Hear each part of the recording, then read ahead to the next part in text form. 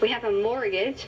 We live on one income, and I realize that's our choice, but our choice is great when somebody else didn't screw our house up. So, and that's proven fact that somebody did it. It's not a natural disaster. Oil and gas is Oklahoma's largest industry. You can see its importance to the state from the oil rig in front of the Capitol. In recent years, companies like Sandridge, Chesapeake, New Dominion, and Devon Energy have employed nearly 1 of 6 workers in Oklahoma. All the companies declined to provide someone to speak to us. For years, Governor Mary Fallin was skeptical the quakes were connected to oil and gas production. But as the number of quakes skyrocketed, she created an advisory council in 2014 to study the situation. Last summer, Fallin conceded a connection. I think we all know now that there is a direct correlation between the increase of earthquakes that we've seen in Oklahoma with disposal wells. Nonetheless, last year, the state cut the budget of the agencies investigating the quakes and regulating the oil and gas industry. Kim Hatfield of the Oklahoma Independent Petroleum Association sits on the governor's council. He did agree to an interview and insists the science is inconclusive.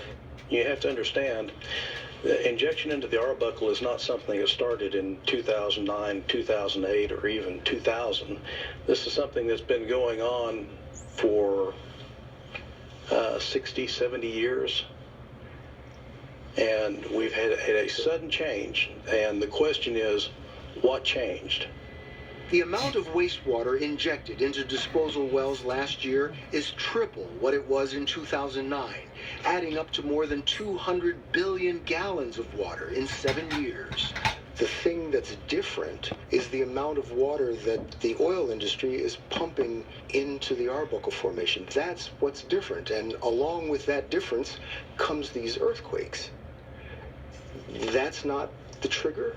The injection of water is a factor, but it is not possibly the only factor. We don't know. So what more needs to be done? We need to understand this issue. It's not as simple as saying, well, let's just stop injecting water.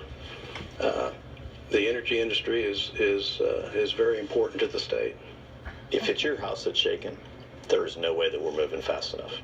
Mike Teague is Oklahoma's Secretary of Energy and Environment. He's got the tough job of protecting Oklahoma's anxious citizens without damaging its most important industry. I keep track of all earthquakes above a 3.0 in the state. And 2012, we had 3 dozen in the entire year. 2013, we had 109. Next year, we had 585. Last year, we had 907.